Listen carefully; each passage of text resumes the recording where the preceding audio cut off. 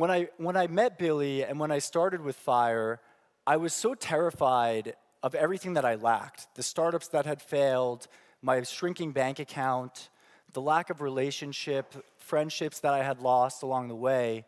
And instead of appreciating everything that I had, my health, I lived by the beach in Venice, right? I literally could walk a minute to the water. I had everything that I needed, but I didn't appreciate it. And so when I met this legendary con artist who offered me the world, I immediately bit.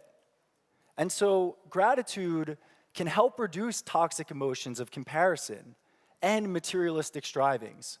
And so what I can say, just standing up here in front of you today, is that in spite of the fact that I participated in one of the most public failures of modern memory, I couldn't be more grateful.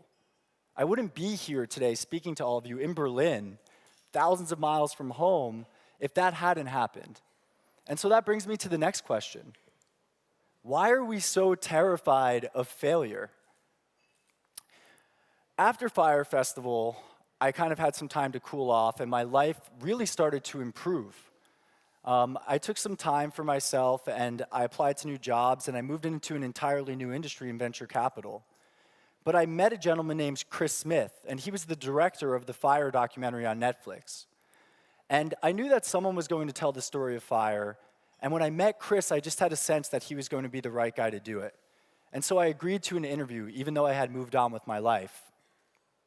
And just almost a year later, when the documentary was about to come out, everyone that was close to me was asking me, Mark, why are you going to tie your face to this massive failure forever?